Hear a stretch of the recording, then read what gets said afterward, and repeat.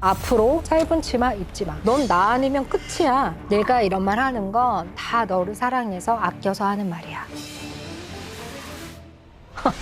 안 받아?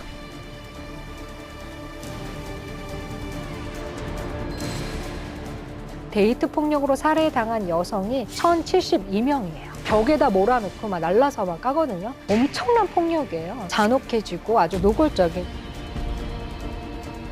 외부의 도움 없이는 절대 스스로 나오기가 거의 불가능하다고 봐야 돼요. 안녕하세요. 관계 읽어드립니다. 오늘의 주제는 사랑 안에 폭력은 없다. 입니다. 우리가 흔하게 뉴스에서 접하시고 있는 주제일 텐데요. 내가 데이트 폭력 어디까지 알고 있을까? 나도 모르게 내가 데이트 폭력을 행사하고 있는 건 아닐까? 혹시 나는 데이트 폭력을 당하면서도 당하는지 모르고 있는 건 아닐까? 여러분들이 이번 얘기를 통해서 잘 생각해 보셨으면 좋겠습니다. 데이트 폭력에 대해서 굉장히 아니라구나 라고 생각을 하게 됐던 일이 하나 있었어요. 저녁을 이렇게 먹고 있는데 뉴스에서 데이트 폭력 기사가 막 나왔어요. 근데 자막이 무엇이라고 써 있었냐면 도를 넘은 데이트 폭력 이라고 자막이 나왔었어요. 그래서 제가 그 자막을 딱 보는데 좀 이상하더라고요. 여러분, 도를 넘은 데이트 폭력, 어느 지점이 이상할까요? 그런 의도로 쓰지 않았을 수도 있지만 허용할 수 있는 데이트 폭력은 있다는 얘기인가? 과연 폭력은 도를 넘는 것과 도를 넘지 않은 폭력이지만 그 정도를 까지 하는 게 존재하는가? 어떤 이 선이라는 걸 우리가 규정할 수 있는가에 대해서 굉장히 안일한 시선을 가지고 있는 우리 사회의 어떤 한 단면을 제가 이렇게 저녁 먹다 많이 느꼈던 것 같아요. 근데 생각해 보니까 드라마에 나오는 많은 장면들이 데이트 폭력 장면이 굉장히 많거든요. 싸닥들 막 서로 막 때려요. 때리다가 갑자기 막 서로 막 뽀뽀를 해요. 굉장히 복잡한 상황이거든요. 그래서 연인이나 부부간의 폭력들이 드라마나 뭐 이런 것들에서도 굉장히 자연스럽게 많이 드러나는 걸 볼 수 있습니다. 그래서 얼마 전에도 경악을 금치 못했던 부산 지하상가 데이트 폭력 사건 다 기억하실 텐데요. 더욱더 잔혹해지고 아주 노골적인, 아마 이전에도 그런 사건들이었겠지만 수면 위로 올라오면서 더 많이 우리들에게 노출이 되고 있습니다. 과연 데이트 폭력이 우리 주변에서 얼마나 자주 일어나고 있을까요? 데이트 폭력 신고 건수는 19,940건이었습니다. 굉장히 많은 신고 건수가 있었고요. 신고되지 않은 실제 데이트 폭력도 굉장히 많이 벌어진다고 우리가 유추해 볼 수 있겠죠.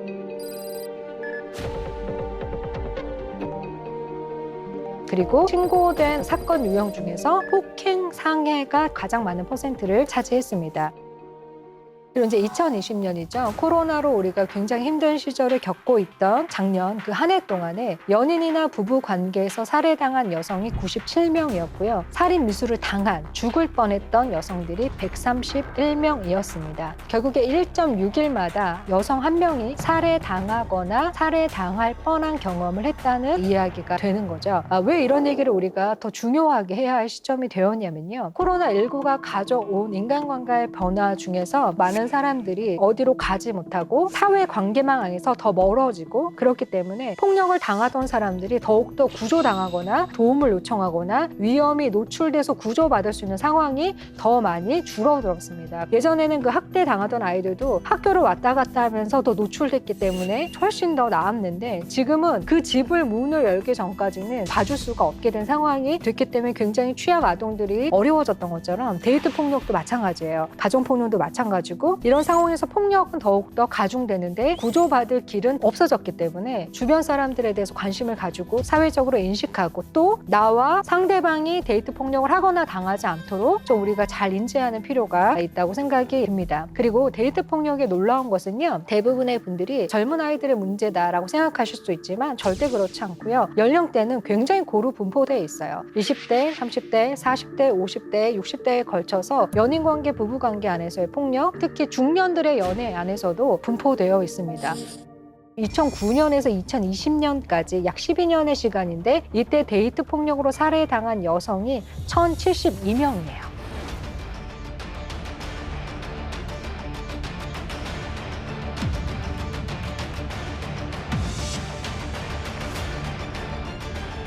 그래서 공정식 교수는 이렇게 이야기했는데요. 데이트 폭력이 중대범죄로 갈 수 있는 전조현상이기 때문에 이 사건을 굉장히 무겁게 바라봐야 한다고 이야기했습니다. 아유 뭐 부부끼리 뭐 칼로 물베기 싸움은 연인끼리 뭐 한 대 치고 감정이 격해졌나 보지 막 이러면서 이러다가 또 뭐 한번 뭐 이렇게 뽀뽀하면 다 괜찮아져 다 잊어 뭐 이런 말도 안 되는 얘기를 하면서 폭력들을 굉장히 폭력이 아닌 것처럼 미화하고 그거를 이렇게 하시면 안 된다는 거예요. 완력에 의한 폭력이 데이트 폭력에서 되게 또 많이 있으니까 퍼센트가 남성이 여성에게 하는 경우가 아까의 자료처럼 이제 압도적으로 많긴 해요. 자, 그런데 반대의 경우도 되게 많아요. 제가 봤던 자료 중에서 가장 충격적이었던 건 폭력을 당하는 남편들의 영상 자료였어요. 처음에는 여자를 어떻게 때려 이러면서 당했단 말이죠. 근데 영상 보면요. 조폭 영화가 따로 없어요. 벽에다 몰아놓고 막 날라서 막 까거든요. 엄청난 폭력이에요. 정말 사람이 죽을 수도 있고 그런 폭력들이 성별이 뒤집어지면은 또 굉장히 뭐 이렇게 되는 거죠. 이게 초등학교 애들도 그래요. 여자애가 남자애한테 맞잖아요. 그러면은 난리가 나거든요. 근데 반대로 남자애가 여자애한테 맞잖아요. 맞은 애한테 아유 맞아서 여자한테 뭐 아프냐? 여자가 때린 게 아파? 이게 문제라는 거야. 여자애가 남자애 때리는 거에 대해서 굉장히 또 관용적인 것들이 있어요. 폭력에도 굉장히 성차별이 있죠. 그리고 폭력의 범주가 이제 굉장히 넓어요. 딱 때리는 것만 또 이렇게 죽이는 것만 데이트 폭력이 아니고 데이트 안에서 성희롱하는 거 있죠. 이러고 다니면 사람들이 너 그냥 여자애로 안 봐. 이런 식으로 약간 성희롱을 하면서 이런 것들도 데이트 폭력이에요. 근데 옷 참견하는 거 있죠. 짧은 치마를 입고 나왔어요.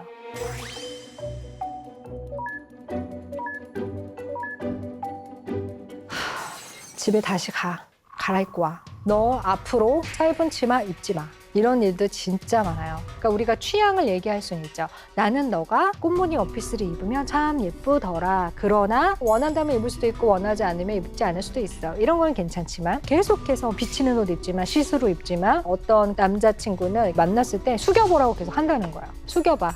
보이나 안 보이나 보기. 안 보여. 그러니까 숙여보라고. 이런 거 자체 데이트 폭력이에요. 그 다음에 언어 폭력. 와 진짜 내가 너처럼 말귀 못 알아듣는 애는 처음 만나. 네가 보니까 뇌가 없네. 막 이런 식으로 이렇게 얘기하는 거예요. 이런 식으로도 이제 언어 폭력이죠. 그 다음에 요즘에 위치 추적 어플 깔아가지고 주차장을 돌고 있습니다. 들어가고 있습니다. 10분 후 도착 예정입니다. 경로를 이탈했습니다. 막 이런 거. 와 너무 무섭지 않습니까? 진짜 그거 사생활 침해예요. 하는 사람 입장에서는 계속 집착으로 이제 발전해 가는 거예요. 당하는 사람 입장에서 폭력 당하는 거고 사랑의 이름으로 위축 추적하는 거 아니고요. 그 다음에 또 이런 것도 데이트 폭력이에요. 스킨십을 설득하는 거죠. 연인 관계 안에서 원하는 스킨십 수위는 사람들이 다르잖아요. 나는 아직 더 깊은 관계로 가고 싶지는 않다. 그래서 얘기했지만 한쪽이 계속 설득해요. 야 사랑하면 다 하는 거야. 이런 거 사소한 것 때문에 정말 우리 관계 깰래? 막 온갖 회유와 협박으로 스킨십에 대해서 진도를 뺄 것을 설득하는 거. 이것도 데이트 성폭력이에요. 근데 이런 것들이 되게 많이 연인 사이에서 자연스럽게 일어나고 있죠.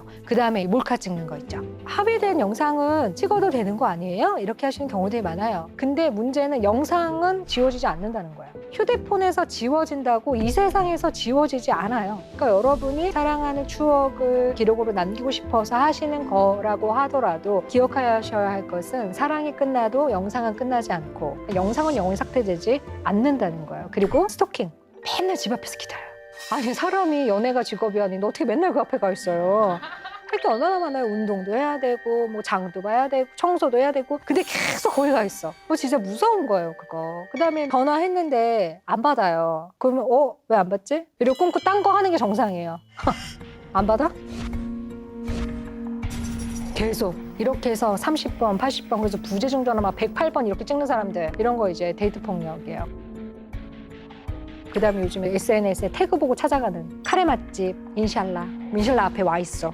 이런 거 서프라이즈 아니고 다 데이트 폭력의 범주 안에 여러분 다 들어가요. 그래서 결국에 굉장히 범위가 넓어요. 때리는 것부터 행동을 규정하는 거, 시간을 규정하는 거. 서로가 남남이잖아요. 그 경계선 굉장히 잘 지키는 게 데이트 폭력에서는 굉장히 중요한 부분이에요. 그 다음에 또 하나 우리가 데이트 폭력에 있어서 피해자가 폭력을 내재화하는 경향이 생기게 돼요. 사람이 계속해서 당하다 보면 맞을만 했다. 이렇게 바뀌어요. 더 장기화되면 완전 무력화되거든요. 나는 이 상황을 절대 빠져나갈 수 없어. 나는 이럴만 하니까 당하고 사는 거야. 까지 이제 생각이 가서 완전한 인지 왜곡까지 일어나게 돼요. 그래서 데이트 폭력 안에 오랫동안 있던 사람은요. 외부의 도움 없이는 절대 스스로 나오기가 거의 불가능하다고 봐야 돼요. 주변에서 자극해야 되고 주변에서 끌어내줘야 되고 주변에서 계속해서 얘기해야 되고 도와줘야지. 언뜻 이렇게 생각하잖아요. 아니 왜 맞고 살아? 아니 왜 그 관계를 끝내지 못해? 그 관계를 끝낼 힘이 점점 없어져요. 피해자들이 했던 그 리뷰 중에 이런 거 있었어요. B씨라는 분이 이렇게 얘기했어요. 연인 관계다 보니까 상대를 자꾸만 이해해 주려고 했다. 자기가 맞아서 생긴 멍사진을 자기가 보면서도 이게 많이 맞은 건가? 이런 생각을 하기까지 자기가 되더라는 거예요.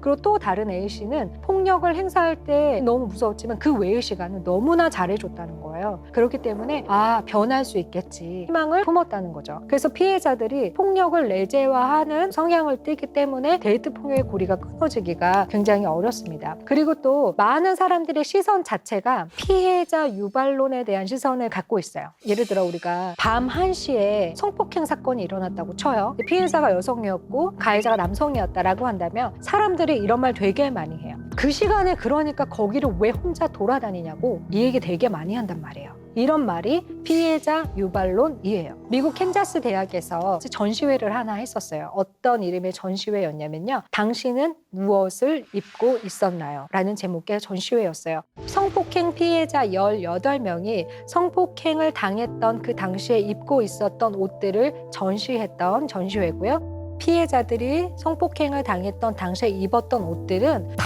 평범한 옷들이었어요. 그냥 청바지에 그냥 티에 보통 여느 학생들이 입는 어떤 그러한 다 옷들이었죠.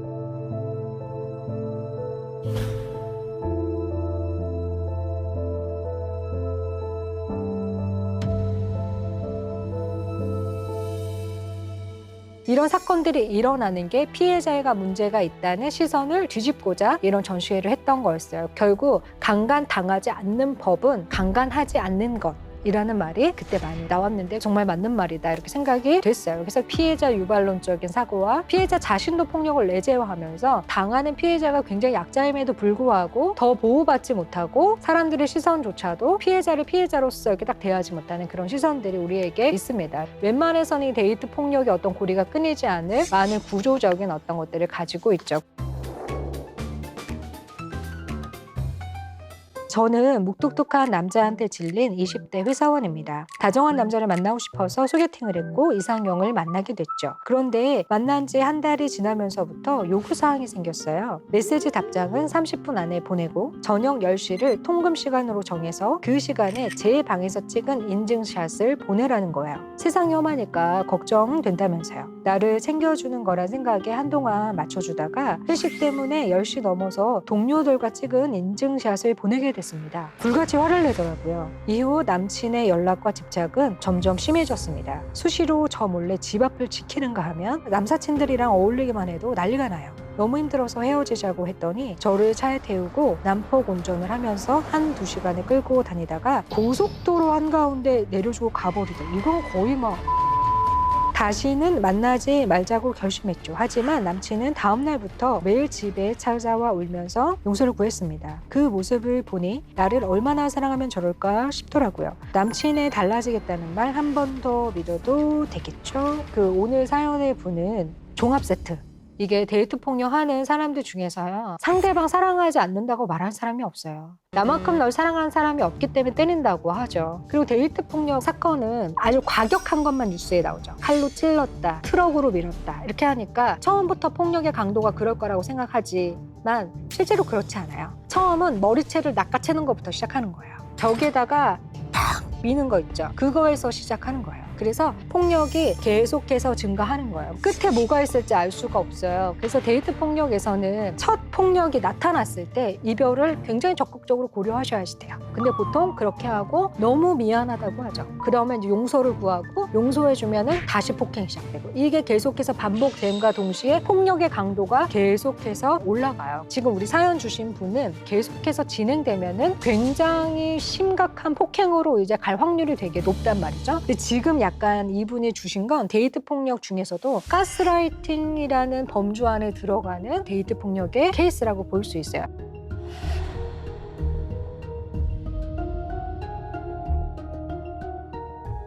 가스라이팅은 그러니까 한쪽이 한쪽을 심리적으로 계속 조정해 가는 건데, 가해자가 피해자에게 영향력을 언제 행사하게 되냐면 가해자한테 잘 보여야지, 인정받아야지, 사랑받고 싶어라는 어떤 그런 노력을 하기 시작할 때부터 가스라이팅은 본격적으로 시작한다고 했습니다. 자, 그럼 우리 여기서 나는 과연 가스라이팅하고 관계없는 사람인가? 혹시 나는 가스라이팅을 하고 있었나? 아니면 지금 내가 당하고 있는데 내가 모르는 거 아닌가? 체크를 한번 해보도록 하겠습니다. 자, 첫 번째는 왠지 몰라도 결국 항상 그 사람 방식대로 일이 진행된다. 내 의사 결정하고 상관없이 결국엔 여행을 가게 돼요. 그 사람이 원하는 관계를 하게 돼요. 이런 식으로 원하지 않는데 상대가 원하는 대로 방식이 계속 가요. 그 사람의 행동에 대해서 주변 사람들에게 아주 자주 변명하는 거죠. 그 사람 편을 내가 자꾸 들어주게 되는 거예요. 그럼 친구들 중에 얘기하겠죠. 야, 근데 좀 이상하다. 너 너무 이렇게 조종하는 거 아니야? 아니야. 그런 사람 아니야. 그날 진짜로 기억이 안 나서 그래. 이런 식으로 내가 그 사람 변호인이 돼서 잘못된 행동을 내가 계속해서 설명해주고 있는 이제 이런 거야. 그 사람을 만나기 전에 나 잘못한 거 없나? 자꾸만 점검하는 거야. 아, 잠깐만. 치마는 괜찮고 그다음에 연락 안 한 적 없고, 이렇게 우리가 굉장히 무서운 선생님 만나러 가듯이 이렇게 하는 거죠. 그 사람을 알기 전보다 자신이 없어지고요. 삶을 즐기지 못하게 되는 거예요. 원래 잘 살았고만 밝았고 맑았고 이랬거든요. 근데 그 연애한 뒤로 의기소침해지고 그냥 삶이 더 즐기지 못하고 자아가 이렇게 움츠러드는 거예요. 좋은 연애는 마음의 길을 펴주는 게 있거든요. 어떤 사람이 외모 컴플렉스가 되게 많아요. 탈모가 좀 있어요. 그래서 혼자 있을 때 아, 내가 탈모라서 애인이 없나? 막 이랬는데 내가 누굴 사귀었는데 전혀 그걸 개의치 않고 당신은 머리가 밝은 만큼 마음이 밝아. 너무 좋아. 막 이렇게 긍정적으로 얘기해줘요. 그 전에는 막 자기의 탈모가 막 너무 고민됐던 사람이라도 그 다음부터 자기에 대해서 되게 긍정적인 생각을 가지게 되거든요. 근데 이거 이제 전혀 그렇지 않은 거죠. 그 다음에 내가 무심코 가스라이팅을 하는 거 아닌가? 자신을 좀 브레이크하고 점검하는 차원에서 좀 한번 볼게요. 이런 말 이제 하는 거예요. 이게 다 네가 잘못해서 벌어지는 일이잖아. 우리가 싸우는 것도 네가 잘못한 거, 기차를 놓친 것도 네가 잘못한 거, 재미가 없는 것도 네가 잘못한 거. 그 다음에 내가 아니면 너를 감당할 사람이 있겠어? 넌 나 아니면 끝이야. 이런 메시지를 이제 주는 거죠. 그러니까 네가 무시당하는 거야. 네가 왜 무시당하는지 몰라? 이런 식으로 계속 그렇게 몰아세우는 거죠. 나 사랑하는데 이 정도도 못 참아줘? 이렇게 얘기하는 거야. 그리고 내가 그 옷 싫다고 했지. 그 옷 입지 마. 이렇게 통제하는 거. 내가 이런 말 하는 건 다 너를 사랑해서 아껴서 하는 말이야. 이런 것들도 우리가 가스라이팅을 할 때 하는 말들입니다.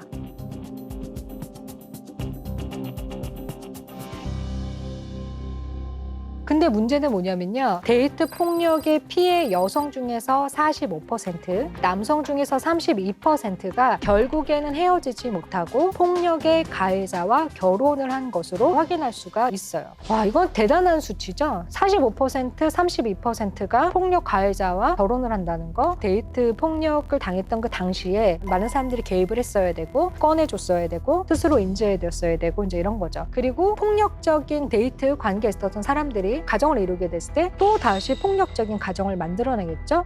결국에 엄청난 사회적인 문제가 되는 거죠. 근데 이제 이분들에게 이제 물었어요. 그렇게 데이트 폭력을 당하셨는데 왜 헤어지지 않고 결혼했는가에 대한 질문에 남자와 여자의 약 40% 정도 분들이 무엇이라고 대답하셨냐면 결혼을 못할 정도는 아니었다라고 스스로 생각하셨다는 거죠. 그러니까 참을만 했다는 얘기예요. 그 희망이 있었겠죠. 그리고 이분들이 아마 가졌던 희망은 폭력이 언젠가 괜찮아질 것이다라고 아마 생각하셨을 건데 폭력의 속성 자체가 그렇게 없어지지 않아요. 그 사람에 대해서. 참 너무 안타까운 사연이죠. 그 다음에 여자의 21%, 남자의 48%는 상대방이 나를 사랑한다고 느꼈기 때문에 내가 그 사랑을 거절할 수 없어서 결혼했다라고 이야기했어요. 결국 굉장히 장기적인 피해자가 이제 되고 마는 게 데이트 폭력이에요. 그래서 폭력은 시간이 지나진다고 나아지지 않는다는 것을 우리가 기억해 주셔야 됩니다. 그래서 실제로 여성들의 이혼 사유 중에서 가장 많은 이혼 사유는 48.3%가 바로 폭력입니다. 이분들도 굉장히 많은 퍼센트가 데이트 폭력부터 이어져 왔던 것이고 나아질 거라고 기대하거나 사과하고 또 용서해주고 다시 폭행이 반복되는 과정을 거치면서 이런 수레바퀴들이 계속 굴러갔을 거라고 생각이 됩니다. 그래서 여러분, 사랑 안에 폭력은 없습니다. 우리가 굉장히 누구를 사랑한다는 것은 거리감을 두면서도 사랑을 주는 방식을 배워가는 게 성숙한 인간들이 사랑하는 것을 배워가는 방식입니다. 사랑하는 사이는 정말 사랑의 손길로 만지는 것 외에 서로 간의 터치는 없는 게 원칙인 것. 인간이 인간을 때리면 안 되는 것, 이런 것들이 데이트 폭력에서는 굉장히 기본적인 규칙이라고 할 수 있겠습니다. 사랑했을 뿐인데 지난 12년간 1072명의 여성이 살해를 당했습니다. 그래서 데이트 폭력, 어쩌면 앞에 데이트라는 말을 이제는 빼야 할지도 모르겠습니다. 폭력은 그냥 폭력이고 폭력에 대해서는 훨씬 더 날카로운 시선으로 사랑 안에 폭력이 없다는 것을 우리가 기억했으면 좋겠습니다. 혹시 주변에 데이트 폭력을 당하고 계시는 친구가 있거나 내가 당하는 것 같다면 그것은 사랑이 아니니까 우리가 옆에서 많이 구조의 손길을 주셔야 되시고 스스로도 또 용기를 내시는 게 필요합니다. 누구도 사랑한다는 이유만으로 누군가를 때리거나 맞거나 하는 일은 없어요. There's a current that's running deep. I can't see, but I know it. There's something's not what it's meant to be. 바람 잘 피는 사람 따로 있을까? 어디까지가 바람일까? 바람기 많은 사람이랑 내가 결혼을 해도 될까? 아무도 모르는 바람기가 내 안에 있다. 너넨 절대 안 돼. 이러면 이제 혼인신고 하는 거예요. 자기 합리화 하시라고 알려드리는 거는 아니고, 오늘의 주제는 아주 흥미로운 주제를 준비해봤습니다. 바로 바람인데요. 바람 우리 곁에 굉장히 가까이 있죠. 드라마에도 요즘에 굉장히 화제가 됐던 부부의 세계, 펜트하우스 2, 그 주축이 다 이제 이런 바람에 대한 이야기들입니다. 바람 하면은 어떤 생각 드시는지 모르겠어요.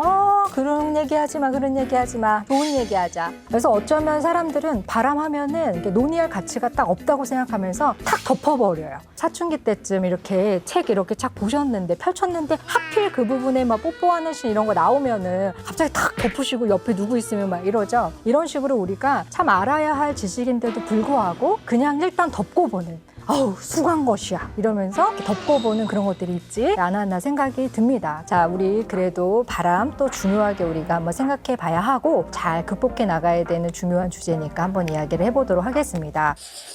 애슐리 메디슨이라는 사이트죠. 어떤 사이트였냐면 불륜을 알선해주는 사이트 이런 거였는데 우리나라 사람들이 무려 이 사이트에 가입한 숫자가 66만 7,296명이라고 하고요. 전 세계 53개국가 중에서 9위였고요. 인구 대비수로는 17위를 차지했습니다. 물론 다 순수 가입자는 아니라는 또 분석이 이제 나중에 나오긴 했습니다만 굉장히 그래도 높은 수치라고 볼 수 있죠. 그러니까 우리나라는 기본적으로 뭔가 이렇게 드러내는 문화는 이제 아니기 때문에 서로 점잖게만 이렇게 있지만 현실적으로는 굉장히 많이 바람에 가까이 가 있는 현상이 있다고 볼 수 있겠습니다. 꼭 결혼 관계가 아니어도 또 그런 분들 계시죠. 계속해서 바람 피는 상대를 만나면서 괴로워하시는 분들 또 계실 텐데, 또 아니면 나는 진짜 왜 이렇게 이런 일이 생기지? 이런 분들도 계실 수 있을 것 같아요. 그래서 이제 여기서 오늘 바람 피는 심리에 대해서 우리가 좀 파헤쳐 보도록 할 텐데요. 꼭 당부의 말씀 드릴 게 있어요.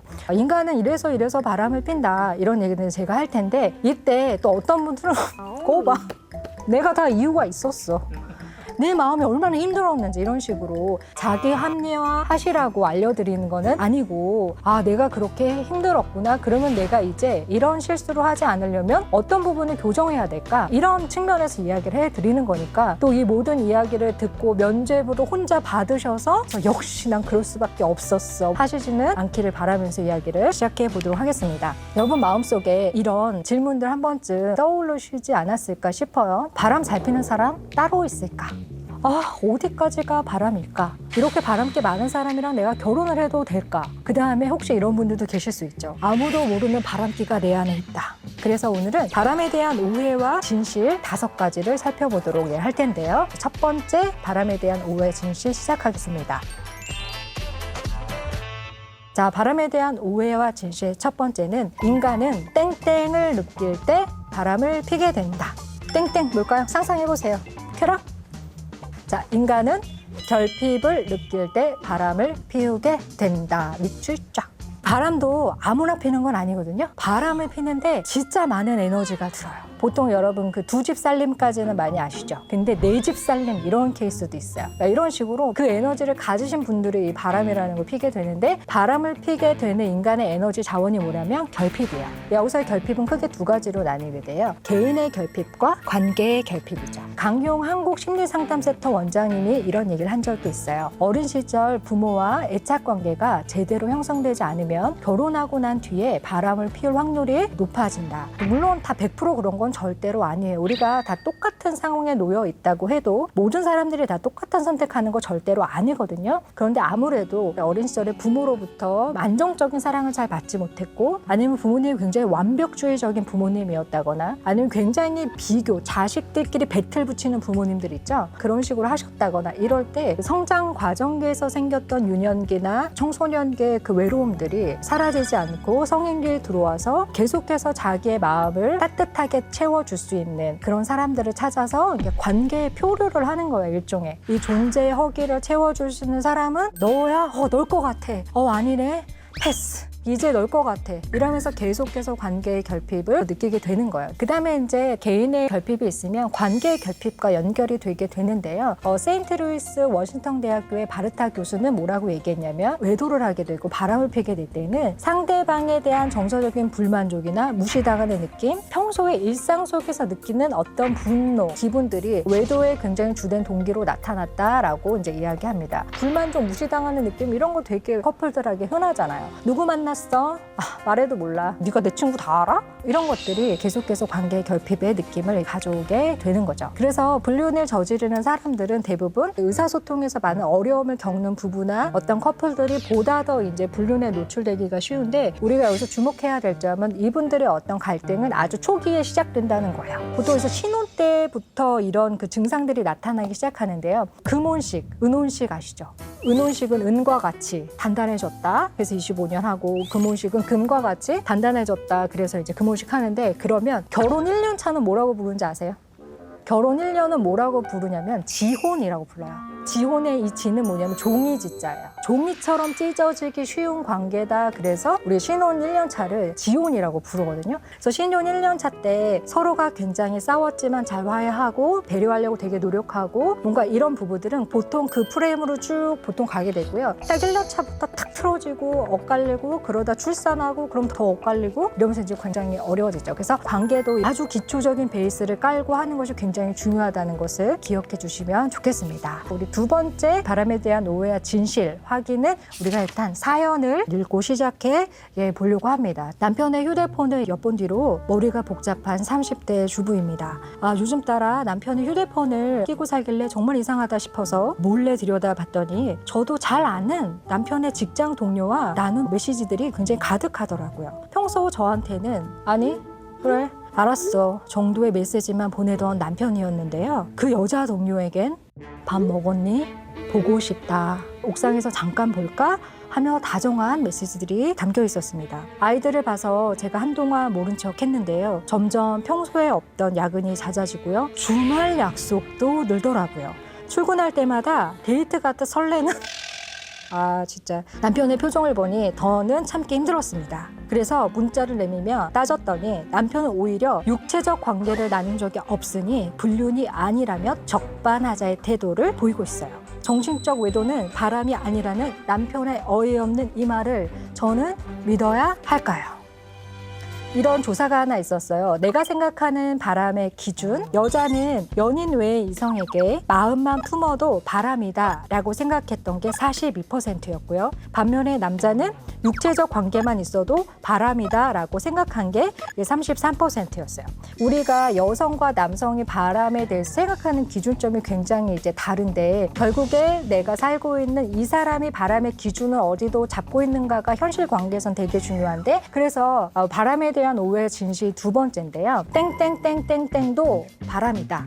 뭐가 바람일까요? 정신적 외도도 바람이다. 미국의 할리 박사는 정서적 외도는 앞으로 실제적으로 육체적인 관계로 발전할 가능성이 굉장히 많고 충분히 그런 가능성을 내포하고 있기 때문에 성적 외도와 마찬가지로 굉장히 위험하다고 주장했어요. 그 다음에 또 브라운 박사라는 분은 뭐라고 얘기했냐면, 결혼 생활에서 쏟아야 될 삶의 에너지를 다른 이성에게 쏟고 있으면 무조건 외도로 봐야 한다라고 주장했고요. 그리고 어떤 면에서는 성적 외도보다 정서 정서적 영역이 훨씬 더 관계에서는 중요하다라고 이야기를 했어요. 보통 그래서 아주 조그마한 대화, 힘들었던 걸 서로 알아주는 대화가 불륜의 문을 탁 열어주고 물꼬를 트게 되는 굉장히 중요한 어떤 지점이 되거든요. 근데 불륜인데 불륜도 약간 썸불륜 같은 게 있어요. 그러니까 서로 아무 말 하지 않고 확인하지 않고 아 마음이 좀 있나 보다 이러지만 실제로 아무 일을 벌리지 않아요. 육체적 관계를 가지지 않았다고 하더라도 정서적으로 서로 보고 싶다는 말을 할 수 있고 좋아한다는 거를 확인하고 따로 시간을 떼서 주말에도 만나고 이러면 이거는 뭐 육체적 관계를 가진 외도하고 차이는 없다고 우리가 볼 수가 있겠습니다. 그래서 오피스 와이프는 정말 서로가 어떤 관계일까 뭐 이제 이런 질문도 되게 많거든요. 그래서 만약 회사 안에서 직장 동료로서 말을 잘 통하는 정도까지 되려면 보통 이런 분들은 퇴근하고는 절대 연락 안 해요. 딱 근무 시간에만 업무에 대해서 또 업무의 애로사항에 대해서 이제 이야기하는 정도인 거지 보고 싶다거나 뭐 옥상에서 따로 만나자거나 막 이러지는 않죠. 그래서 이런 부분에 대해서 우리 아내분께서 당당해 주셔도 될 것 같다고 생각하고요. 우리 남편분 보고 싶으면 외도 아닌가요?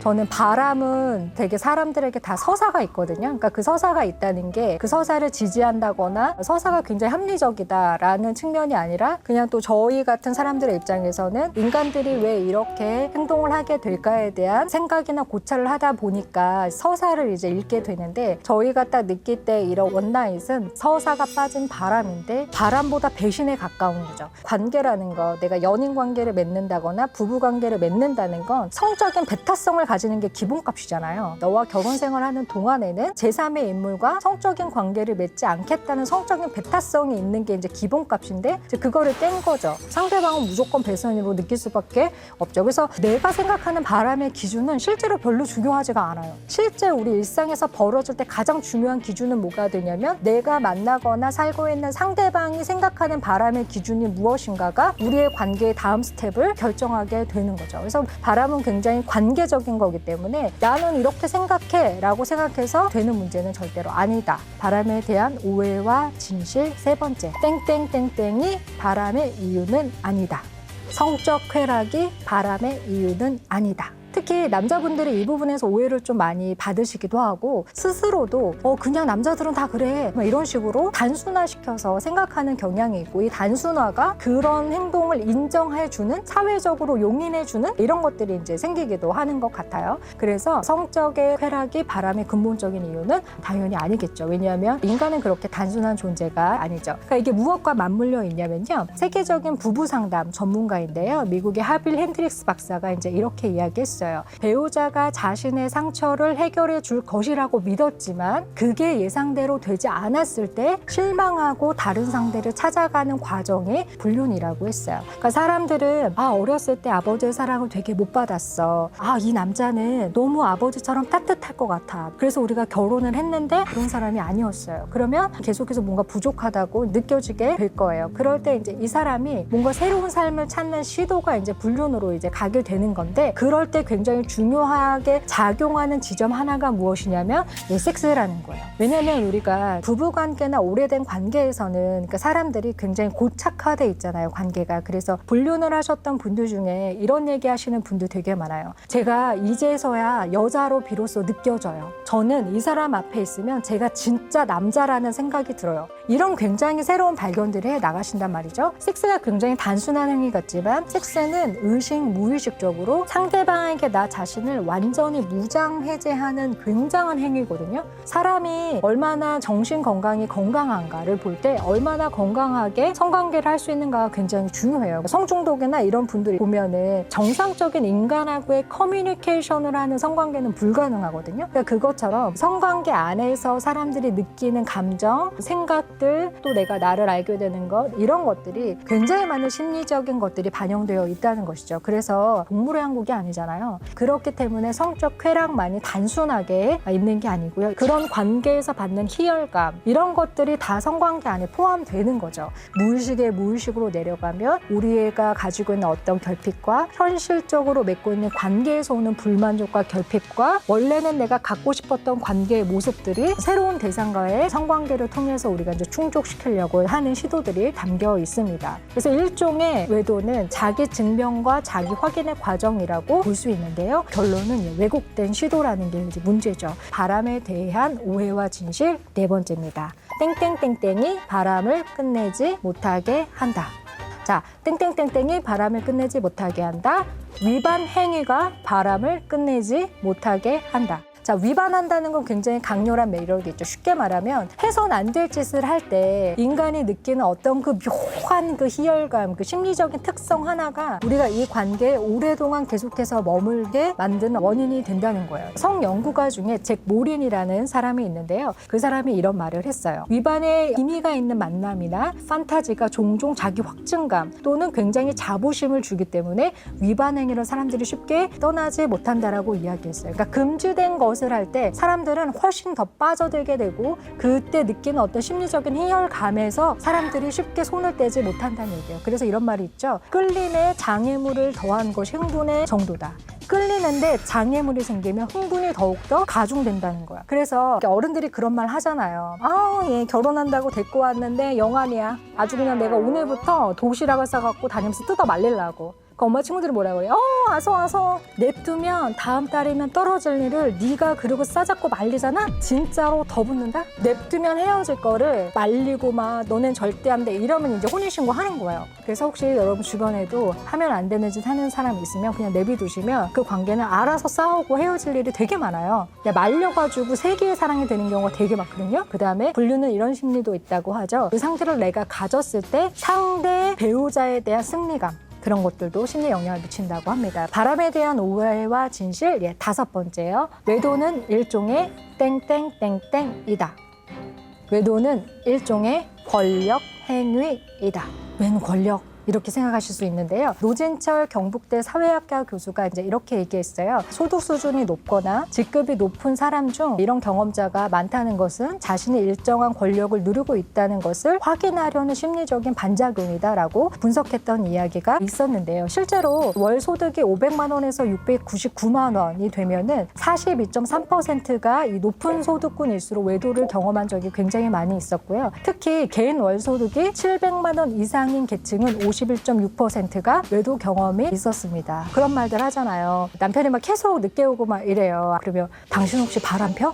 그러면 우리 드라마에서 그런 대사 나오잖아요. 야, 바람은 아무나 피냐? 바람도 돈도 있어야 피는 거야. 그게 되게 우픈 현실인데 조각난 진실 정도는 아닐까 생각이 듭니다.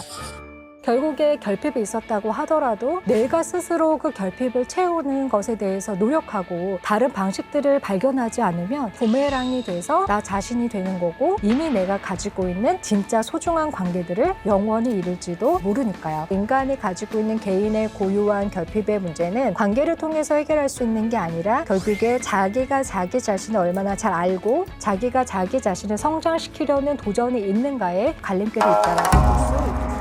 너무 좋은 주제예요. 보통 요런 날 드라마에서 분위기가 막 무르익었을 때 이런 식으로 진도가 가던데 분위기 있게 상대방을 싹 밀고 들어오는데 저기 나는 이게 아닌 것 같아. 이러면 얼마나 서로가 당황스럽습니까? 그냥 생각 없이 내뱉은 말이죠. 생각보다 살집이 있다. 뭐 이런 말들 때문에 그래서 이제 자신감이 하락되고 두려움이 많을 때 할 자유를 행사하지 않게 되겠죠. 스킨십을 하는 게 자연스러운 거긴 한데 여러분이 관계 안에서 섹스를 잘 컨트롤하기 위해서는 여러분이 잘 사용하셔야 진정한 내가 원하는 내가 행복한 스킨십이 될 수 있을 겁니다. 먼저 그 스킨십에 대해서 여러분의 고민이 뭘까 궁금해서 이야기를 좀 들어봤는데요. 눈에 띄는 글이 있더라고요. 그래서 제가 한번 읽어볼게요. 현재 연애 중인데 스킨십만 하면 제 안에 짐승이 있는 것 같아요. 저는 사랑의 표현인데 혹시나 그 사람은 제가 밝힌다고 싫어하면 어떡하나 고민이 됩니다. 스킨십 할 때마다 저와 달리 연인의 표정이 좋지가 않아요. 제가 스킨십 하는 게 싫은 걸까요? 저는요, 진도만 나가면 그렇게 한 사람의 얼굴이 떠올라요. 우리 엄마 얼굴이요. 스킨십이 진해질수록 어디선가 엄마가 지켜볼 것만 같은데 스킨십이 나쁜 거 아니잖아요. 그렇죠? 예, 그렇습니다. 이 세 가지 질문 너무 귀여우신 것 같아요. 자, 오늘 그 스킨십에 대한 얘기는요, 두 가지 자유에 대해서 함께 생각해 보시면 좋겠는데요. 스킨십 할 자유와 하지 않을 자유.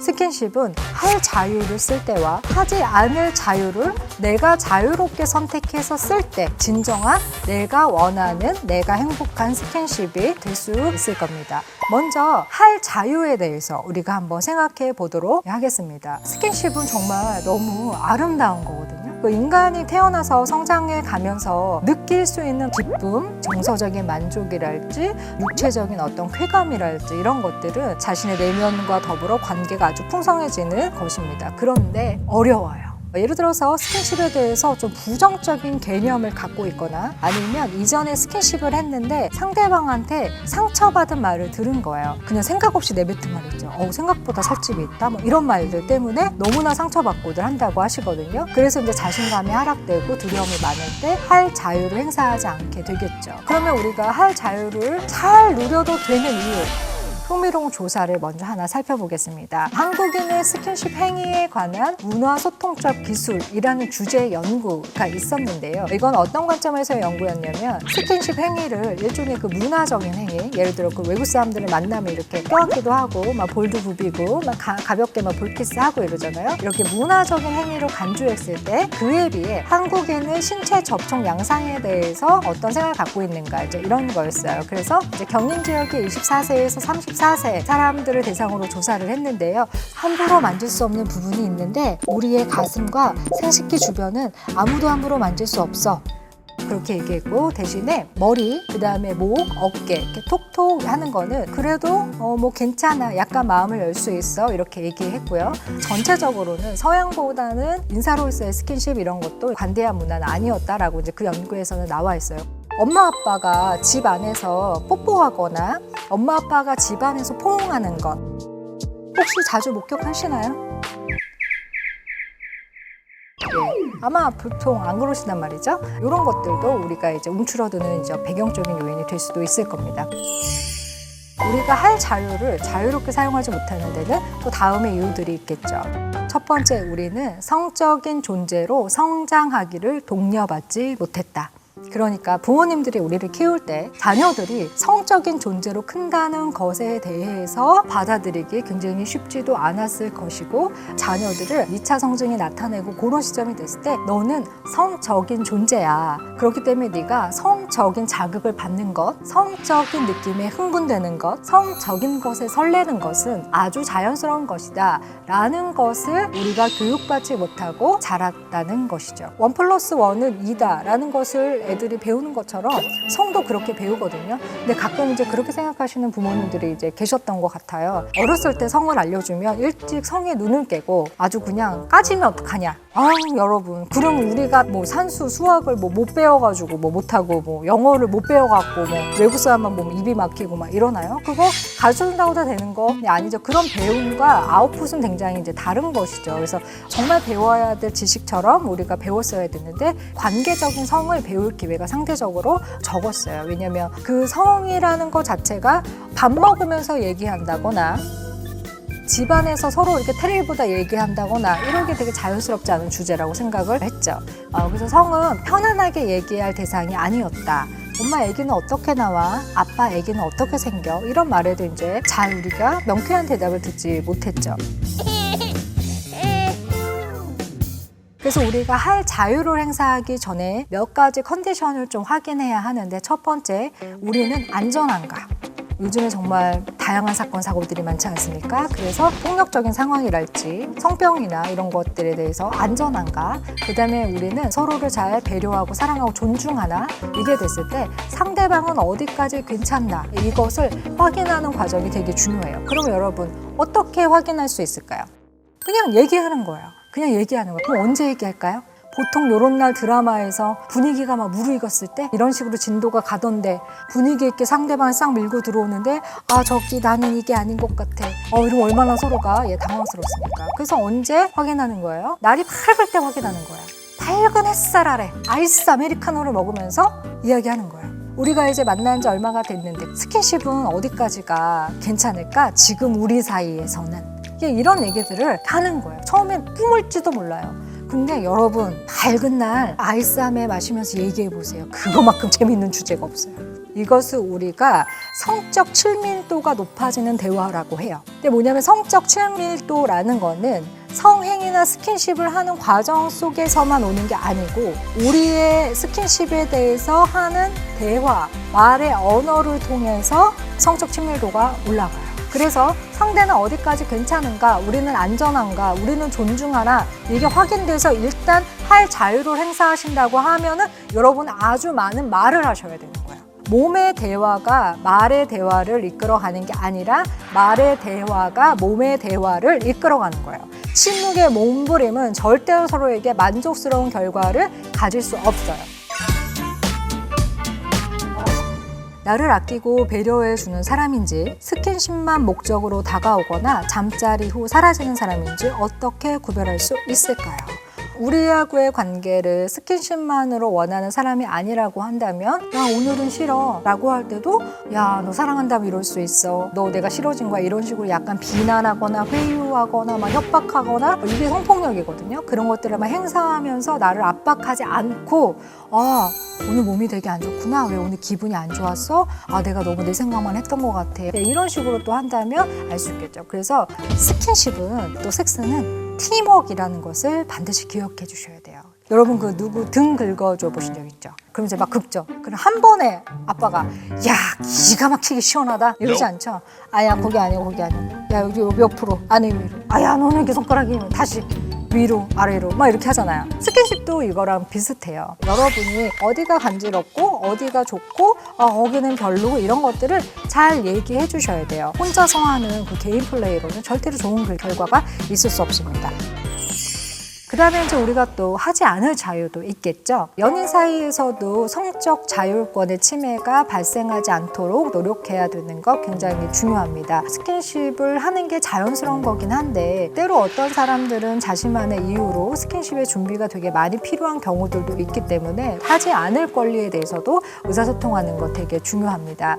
예를 들어서 스킨십을 하고 싶지 않은데 상대방의 요청에 어쩔 수 없이 하는 경우, 노라고 하지 못하는 경우는 보통은 이제 좀 낮은 자존감이 있거나 좀 마음에 상처가 있거나 이 관계를 잃을 것 같은 두려움과 어떤 불안감이 있을 때 하지 않을 자유를 잘 행사하시지 못하는 경우가 많은 것 같았어요. 자, 그래서 성인이 원치 않는 성행동을 상대방의 요청에 의해서 내가 그냥 허락했을 때 이게 관계에 어떤 영향을 미치게 되나에 대한 연구였는데요. 첫 번째, 관계의 만족도는 결국에는 되게 떨어졌어요. 당연히 그렇겠죠. 내가 사랑받는다는 느낌이 들 때 나도 상대를 원할 때 해야지 성행위라는 게 굉장히 액팅하고 자연스럽고 만족감과 행복감이 있는 것인데 나는 하고 싶지 않지만 상대방이 원해서 했다라고 한다면 어떤 느낌 들까요? 아마 굉장히 많은 수치심과 어떤 비참함이 마음에 남을 겁니다. 당연히 관계 만족도는 떨어집니다. 그 다음에 두 번째 또 의미 있는 결과는요. 애착 불안이 높을수록 원치 않는 성행동을 더 많이 허락하는 경우들이 많다고 이야기했습니다. 이 사람을 잃을까봐 두려워서 아마 노후를 못할 겁니다. 근데 우리가 노후를 했기 때문에 나를 떠날 사람이라면 떠나보내야 되는 거죠. 그렇기 때문에 우리가 한다 안 한다의 문제가 아니라 내가 관계에서 의사표현이 굉장히 소극적이고 어떤 낮은 자존감 때문에 내 스스로 나를 보호하지 못하는가, 이런 부분에 대해서 우리가 고민해 볼 필요가 있습니다. 첫 번째는 콘돔이 준비되지 않았을 때, 다행히 요즘에는 그 노콘 노색이라는 그런 용어가 생길 만큼 콘돔 사용에 대한 인식이 굉장히 올라갔지만 콘돔은 단순히 피임의 문제뿐만이 아니라 어떤 성병에 대한 문제도 굉장히 많이 보호가 되고 있죠. 그래서 여러분 성 건강을 지키는 거는 여러분 평생 건강에서 되게 중요한 문제예요. 그리고 피임의 문제는요. 내가 지금 임신하기를 원하지 않는다라고 했을 때는 반드시 피임을 하셔야 되는데 피임은 각자 다 해야 하는 게 완벽한 피임입니다. 너가 하거나 내가 하거나 선택하는 문제가 아니고요. 근데 예를 들어서 뭐 여러분이 뭐 지뢰사정이나 배란축이나 뭐 자연 피임 이런 거는 그런 무식한 소리는 이제 하지 않아야 돼요. 그거는 피임이 아닌 거죠. 그 다음에 정서적인 관계가 좋지 않을 때, 예를 들어서 연인 관계에서 섹스를 시작한 관계는 계속해서 섹스를 해도 된다고 생각하시는 경우가 있더라고요. 이왕 한 사이인데 근데 그렇지 않습니다. 예를 들어 우리가 1월 달에는 사이가 굉장히 좋았어요. 서로 사랑했고 배려했고 갈등이 있었지만 잘 됐어요. 그럼 1월 달에는 우리 충분히 섹스를 할 수 있는 사이였죠. 근데 3월에는 약간 상황이 달라질 수 있어요. 분명히 갈등이 있었지만 제가 나에 대한 존중감이 없었고 우리는 아직 오해가 풀리지 않았고 그러면 섹스할 수 없는 상태로 바뀔 수도 있는 거죠. 그렇기 때문에 항상 그런 컨디션들을 서로 간에 얘기하고 의사소통하는 게 장기적으로 좋은 관계를 위해서는 도움이 되겠죠. 그래서 여러분 결국엔 스킨십이든 모든 관계든 끌려오는 사람보다 자기 페이스를 가지고 가는 사람이 훨씬 더 매력적인 법입니다. 마지막으로 알랭드 보통의 어떤 글 한 귀를 소개해드리면서 마칠까 하는데요. 성적 기벽을 없애려고 아무리 애를 쓴다고 해도 섹스는 결코 기대만큼 단순해지거나 유쾌해지지 않는다. 섹스는 근본적으로 민주적이지도 친절하지도 않기 때문이다. 섹스는 우리의 기대와 달리 사랑 위에 얌전히 앉아있기를 거부한다. 여러분이 관계 안에서 섹스를 잘 컨트롤하기 위해서는 할 자유와 하지 않을 자유를 여러분이 잘 사용하셔야 우리는 섹스에게 통제당하지 않고 섹스를 잘 통제하면서 사랑도 잘 유지하실 수 있을 거라고 생각이 듭니다.